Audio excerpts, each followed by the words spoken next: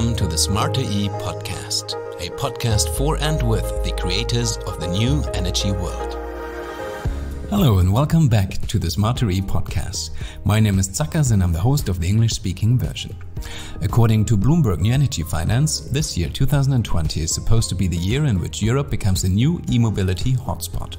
On the one hand, we see China cutting back on subsidies, and on the other hand, we see a significant growth of the number of electric vehicles sold in Europe. And Bloomberg estimates this to be around 60% by the end of the year, or in other words, 800,000 electric vehicles sold in Europe. And this will make up almost a third of the estimated 2.5 million electric vehicles sold worldwide. So let's check in with one of the major lobbyists for electric vehicles in Europe and the world, Espen Hauge. Not only is he the president of the Norwegian Electric Vehicle Association, but also of AVERE, the European Association of Electromobility, and of the World Electric Vehicle Association. Which means, like few others in the world, he is in touch with companies, policymakers, industry players, and also academia from all over the world, and he knows the current local trends as well as the global trends.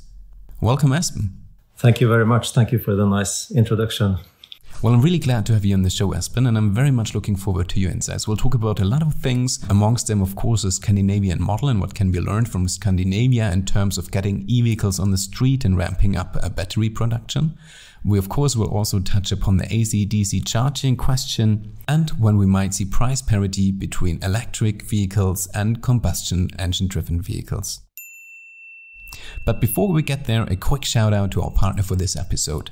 And today, this is AVERE, an Italian manufacturing company with 20 years know-how in design, production and distribution of charging stations, cables and components for charging electric vehicles. The 100% made in Italy design characterizes the unique and exclusive elegance of this AVERE offer. So let's get going. I mentioned it, China cuts back its financial support for electric mobility, and Europe probably is already becoming the hotspot for e-mobility this year. So is this really a breakthrough moment for Europe now? Yes, so it seems. I think this year has been very interesting. Of course, all the challenges with the corona situation. But despite that, a lot of things happening, and we see that the electric vehicle sales are hurt less than combustion engine sales. But for a bit of a bigger perspective, I think there was a major change, especially visible in the Volkswagen Group in the past year, which was a key milestone. And now in 2020, we have seen news all the time about new battery manufacturing plans to build manufacturing in Europe, and plants actually starting to be under construction. Also, we see charging infrastructure popping up. You can always debate if it should come quicker, but there's a lot of things happening now, and that's good. So I think we've moved up from being a laggard a few years back to now we are definitely in the race if you talk about Europe. And I think we can celebrate that the future of the European car industry now looks much brighter than it did only 2 years ago, because there are, of course, a lot of changes and challenges still coming to the car industry. But at least now it seems there's a real will to embrace the electric future. Well, with Tesla currently being the highest valued car company around the world, that's certainly good news for the car makers in Europe then. You already mentioned certain different parts that are necessary for electric mobility. You mentioned charging stations, but also gigafactories.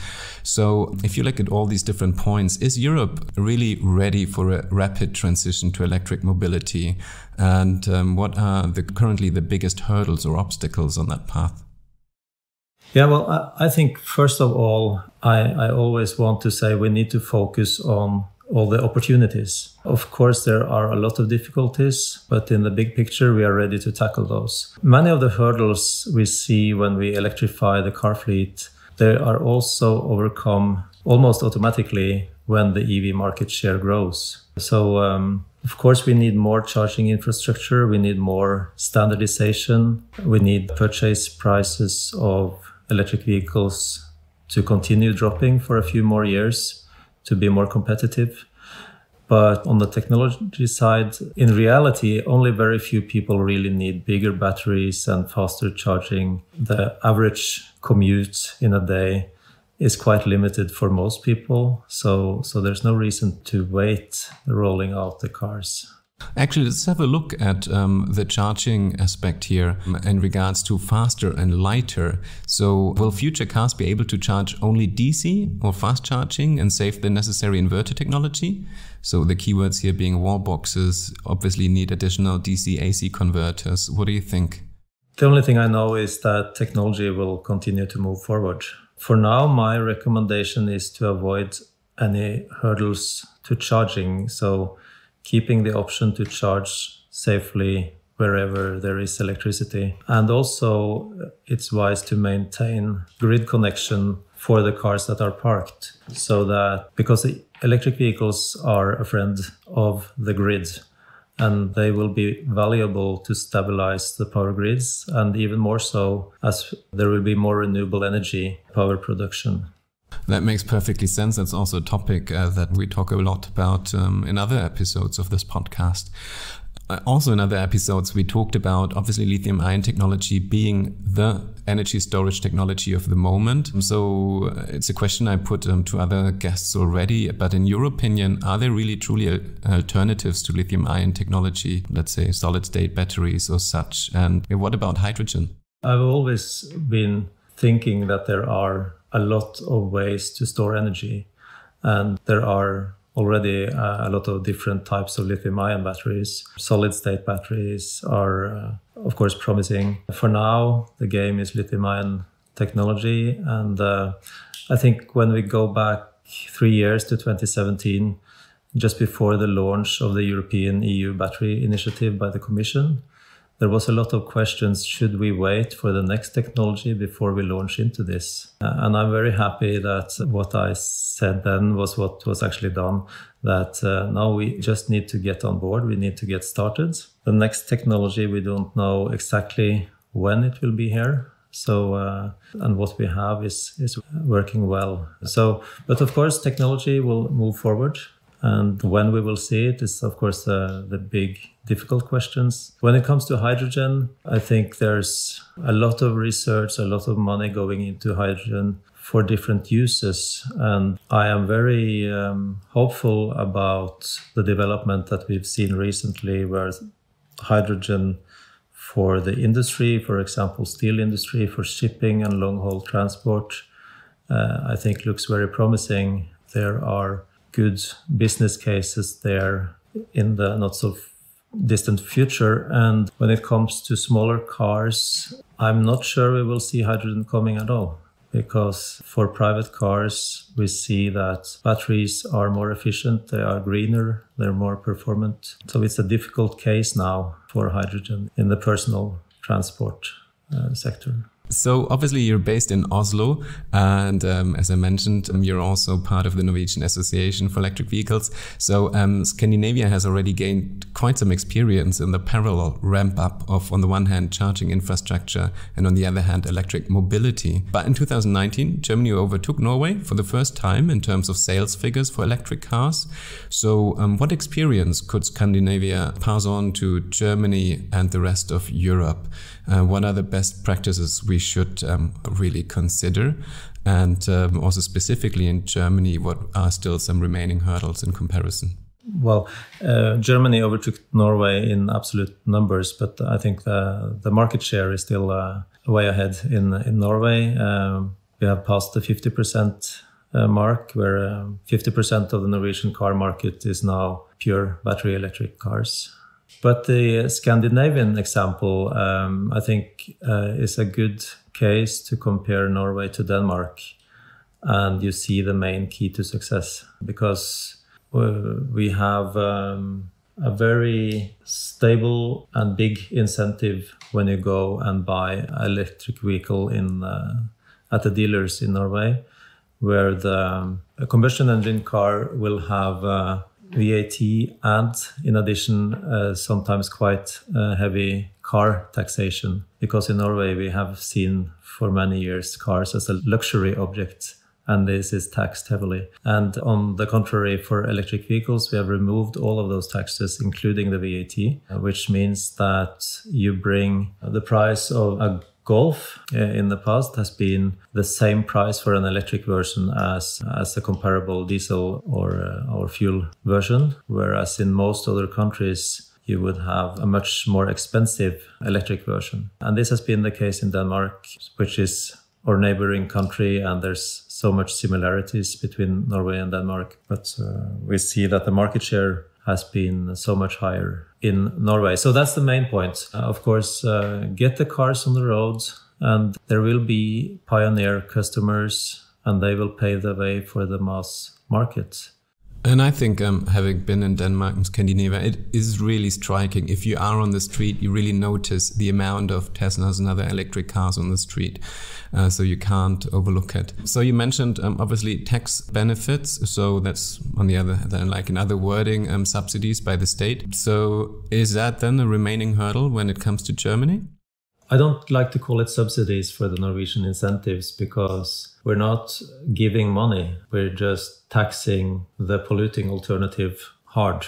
So in that sense, there's an income from car taxes in Norway. So it's not really the state giving out money. But there are, of course, a lot of other lessons also to be learned about user incentives after you get the car. There's also some advantages. And those can cost maybe more, like passing toll roads for free will, of course, make it more expensive for the state or for the other car drivers to finance the roads. There's lessons to be learned about the right to the plug, that you have to sometimes struggle to get a charging spot for your car unless you own your house and your garage and can put it up on your own property.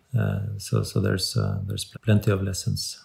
Let's zoom out of Germany and Europe again, and let's contrast the EU to the global situation, and specifically China. China might be cutting back on the subsidies, yet it is upgrading when it comes to technology.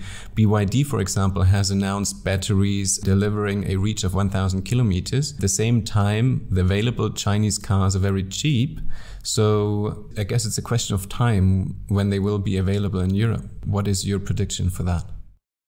It's a good question. We already see some Chinese cars in some countries in Europe. They are cheap, but I think we'll also see relatively expensive Chinese cars coming in other segments. So the question is, of course, total production capacity and how much they will sell in China. Although they're changing the structure of incentives in China, it will still be a requirement for a lot of the production to be sold in that country. So, but I think the Chinese industry is serious about really getting into the foreign markets. So, and we have, as I mentioned, seen some of the models coming. We know that there are several brands planning to launch in Europe. So there will be competition for sure, for both for Tesla and for the European industry. So what will this competition then mean, for example, for the European manufacturers? Will the classical European brands survive? I think definitely that European brands will survive, not necessarily all of them. What we've seen from other industries is if a company is trying to fight against the future, it will eventually lose in the end. So the brands that are serious about their electric range of models and put their efforts into it, I think has a very good chance of surviving. There's a very strong car industry in Europe. So I think it's not going to be an easy time for the car industry, whatever happens in the coming few years. But I think we're, as I mentioned also in the start, that we're much better positioned now than just a couple of years ago. A lot of hopes are on Volkswagen then in that regard. So the business model's changing, for example, in regards to after sale. And what about the garages, by the way? Yes, this is a big change. Combustion engines are a lot of work, not only for building them into cars, but also maintaining them. There's a lot of moving parts and there's a real need for service. And this is different with electric vehicles. There are fewer moving parts, less need for service, which makes the lifetime total cost of ownership for an electric vehicle better than for a combustion engine car. But remember that the old jobs in the service industry will not disappear overnight. The cars produced today will need service for the coming 2 decades. But of course, there will be a shift. So there will be less jobs in combustion engine motor service, and there will be more jobs in IT products that enable sharing of vehicles, charging services. So I think on the total, job situation in Europe will be hopefully positive. But of course, there will be changes to some parts of the industry. What about CO2 fleet taxation? I think as just a general member of the public, it seems like European manufacturers are not too vocal about that topic, at least if you follow it just as a normal news reader. So how can I see the trend or the will of the OEMs to sell more electric cars? I think the overall tax level incentives from the EU level and the national level and even local level makes it more and more attractive to buy and also then to sell electric vehicles. In Europe, there are different models available in different countries. So it's not going to be the same all over Europe. What we do see that is the production cost of electric vehicles will drop. It has been dropping for many years. And in a few years' time, there will be price parity between electric vehicles and combustion engine vehicles. And then you will reach a tipping point where it's going to be much easier to sell an EV and much harder to sell a combustion engine car. So we have been talking about 2025, some 2024, 2026. It depends on how fast we develop the volumes so that the more batteries we produce, the cheaper they get. But for now, it's essentially the price of batteries has dropped steadily. And with all the investments made now, it's quite likely that this will continue. And it with of course, local differences and differences based on the type of car. 2025, I think, is a very interesting year. Well, that's actually quite well in reach then. I mean, only 5 years, that doesn't seem too far away. What do you think? Is it already a good moment to invest in electric vehicles if you are, for example, a fleet manager? Or also, of course, for energy suppliers, it might be a very interesting business model. I try not to give investment advice. So also there will be local differences and there will be different hurdles locally. But my clear advice is at least to think hard before investing in a new combustion engine fleet and really look into the electric options. Maybe it's not the right time for everyone in 2020, but you shouldn't wait too long. And maybe as a closing question there is then, how much of an incentive could be the whole topic of a second life use of the batteries in the cars? Will that mean a benefit to either a private owner or a fleet manager? That's a difficult question. I think there are a lot of discussion. How big will the end of life or the second life industry be? Because the development of batteries is going so fast. But I definitely see that there's room for additional benefits when you have a big battery in your car. If it's for smart grid or if it's for second life or if it's as attractive raw materials for recycling plants. I think we will see all of those advantages being developed in the near future. Well, thank you, Espen, for joining us today and enabling us really to get some information almost from the source, one could say, since you're really one of the best connected people, I guess, when it comes to electric vehicles around the world. Thank you. Stay tuned for more episodes of the Smart2E podcast. If you're looking for further information and publications on electric mobility, please check out Power to Drive Europe. Among other things, you can find the current market overview on charging infrastructure. So go to powertodrive.de/en and check out the news and press section, and you will find many publications available for download.